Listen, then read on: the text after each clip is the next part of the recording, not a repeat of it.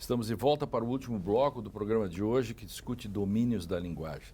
Vejam que o sujeito é um sujeito histórico, a questão da intersubjetividade, que parece ser uma tese filosófica interessante, ela não chegou ao direito, por exemplo. Embora as pessoas estejam inseridas numa intersubjetividade, e o direito é uma linguagem pública, mas na hora da aplicação ainda há um imaginário jurídico em que o direito é aplicado segundo uma certa consciência do julgador. Quer dizer, a linguagem pública não constrange a linguagem privada do homem?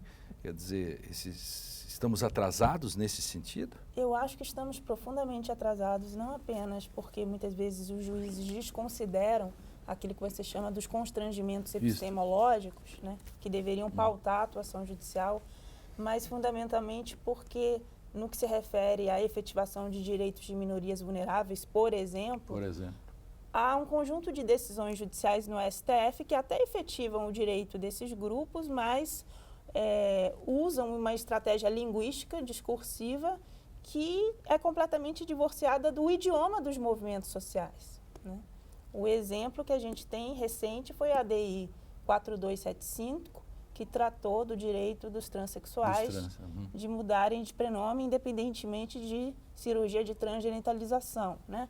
O julgamento foi de procedência, mas tiveram alguns votos divergentes, como, por exemplo, do ministro Lewandowski, que exigiu laudo médico, ação judicial, quer dizer, e mesmo os ministros que julgaram a favor, né, como, por exemplo, Celso Mello, usou uma estratégia linguística que é completamente divorciada da ideia de interseccionalidade. Ora, as reivindicações interseccionais há muito tempo fazem parte das gramáticas morais e das lutas por reconhecimento dos movimentos sociais.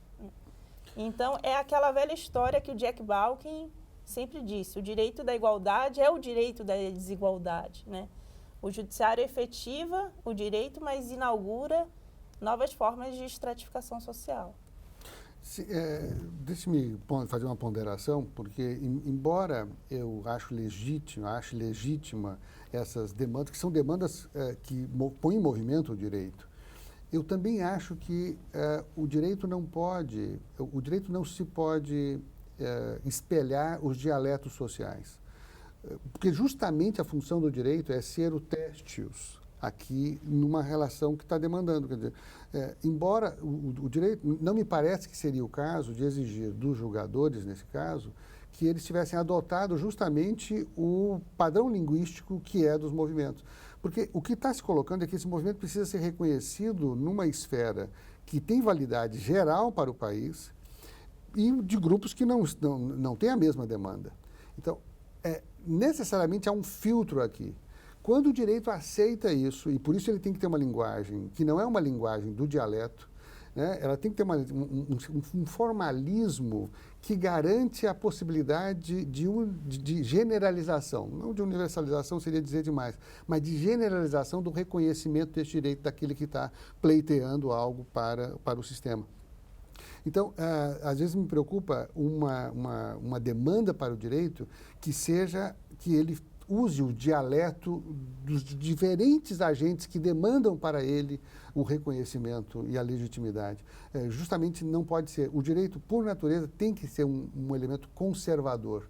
Muitas coisas mudam socialmente, mas nós precisamos de um elemento conservador para que as coisas girem em torno dessas mudanças. Ela mude com menos velocidade, com menos rapidez, porque senão, né, se tudo muda, então...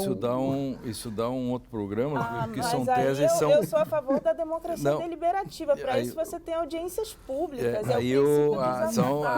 O Adriano... Nesse ponto eu sou habermasiana. Discordou. E aí o que o nosso Mário diz sobre isso? O Adriano traz uma noção importante, que é essa massa escura, né? Essa massa escura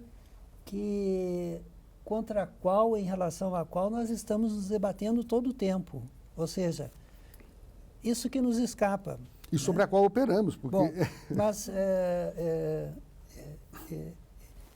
algum ponto na relação com o outro, na possibilidade do viver juntos, né? É isso que está em jogo. O que o direito quer?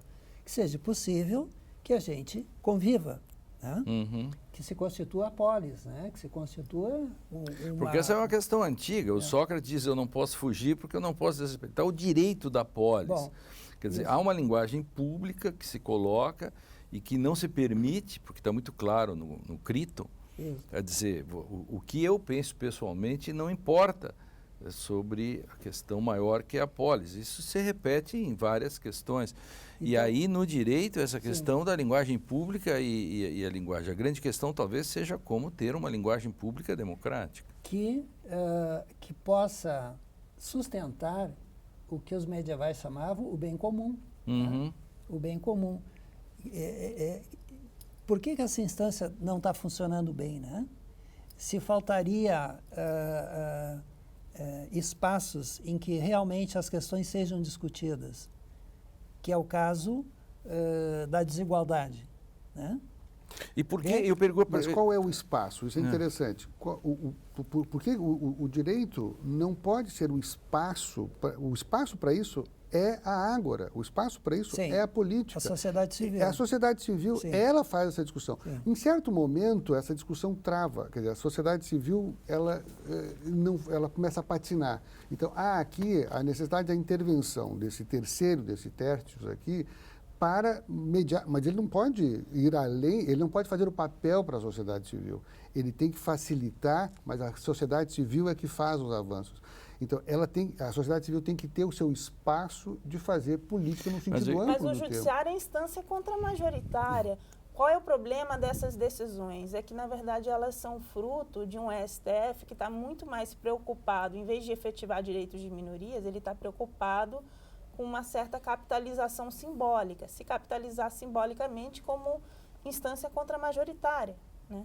Mas não é o objetivo central do STF em todos esses processos, por exemplo, a união homoafetiva, a ADI 4277, que tramitou em 2011 e que usou o discurso da homoafetividade, que também é novamente um discurso divorciado do idioma dos movimentos sociais. A ideia ali era capital simbólico, né? Capital simbólico. Eu queria perguntar para vocês uma questão sobre domínios da linguagem. Ok, esse é o tema.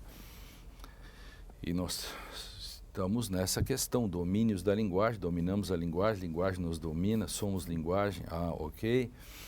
Aí eu tenho uma relação cotidiana com a linguagem e me movo desde sempre dentro de uma linguagem. Por que quando você tem um espaço institucionalizado, por exemplo, o judiciário, essa mesma relação, que pode ser uma relação dialógica que eu tenho no meu cotidiano, eu sei o que é um ônibus, eu não me atravesso na frente, eu não distrato o Adriano, ou enfim, que eu tenho meus limites. E por que se eu tenho um espaço institucionalizado do poder, as palavras têm outro sentido, ou podem, de forma imputacional, mudar o sentido? A mim me parece o seguinte, quando você se move no seu cotidiano e você lida com pessoas que são do seu trato, né? Então, aquilo que é o conhecimento tácito necessário para que vocês se entendam, ele é muito maior. Porque você está convivendo com essas pessoas. Então, naquele espaço, que é o ambiente no qual você circula normalmente, então ele é um ambiente em que aquela matéria escura, né, ela liga vocês de uma maneira muito mais fácil. Quando nós estamos num ambiente institucional, que é o ambiente do direito, o ambiente do direito, então, ele não pode ser infenso a nenhum dialeto específico dos grupos sociais. Ele tem que ser acessível, mas por isso, então, ele tem que adotar uma linguagem e ele tem que estabelecer uma semântica, né, com um rigor que não seja variável, ou tão variável, porque sempre é variável, sempre há mudança, mas tão variável quanto os movimentos que o acessam. Mas isso é uma perspectiva. Eu falo, por exemplo, se você tem determinados sentidos, porque se o direito coloca você em sociedade e você tem que respeitar algumas questões, Mário, se você tem... Por que é que o judiciário pode trocar, para ser bem direto, por que ele pode ser tão imputacional ao ponto de dizer que a palavra, por exemplo, a palavra depois significa antes? Não, isso não pareceria um abuso. Por isso, mas por que isso é possível? Isso se dá todos os dias. Eu estou dando só um exemplo. Sim. Há um dispositivo que diz que o juiz só pode fazer perguntas complementares. E o que você entende por complementares? Nós que vem depois?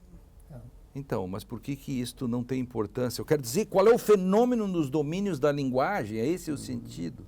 Eu acho que existem, de fato, constrangimentos epistemológicos que pautam o juiz, mas tem um outro lado também, que é o princípio dos afetados. Então, eu defendo que os princípios constitucionais são vetores da democracia que se renovam e que também, em alguma medida, alcançam uma certa plenitude argumentativa com a atuação dinâmica dos movimentos sociais que devem inspirar o poder judiciário, né, nessas decisões. Claro, mas quando tem movimentos sociais. Mas às vezes é meramente um abuso pragmático. Eu digo das minorias. Às vezes pode ser simplesmente um abuso pragmático. Como a fala, né, institucionalizada do direito do juiz constituído tem a força de execução, bom, é fácil você extrapolar esse limite e querer que... Né? E não seria transformar simplesmente o direito num instrumento e a linguagem um uso retórico, simplesmente? Ou querer fazer coisas simplesmente mudando o nome dessas coisas. É que o que está em jogo,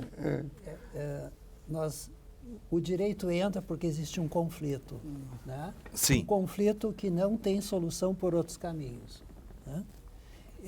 Ou até teria, mas os caminhos seriam prejudiciais para a sociedade. Porque Sim, nós escolhemos muitas vezes os outros caminhos. Perfeito. Liquidar o outro. E liquidar o outro. Claro. Então, e esse conflito, de fato, tem que ter uma instância que diga isso é impossível, isso é possível, que tenha uma decisão, né? Isso, exatamente. O problema eu acho, o quanto essas instâncias que ocupam essas funções estão permeadas de interesses outros. Decisão, enfim, decisão.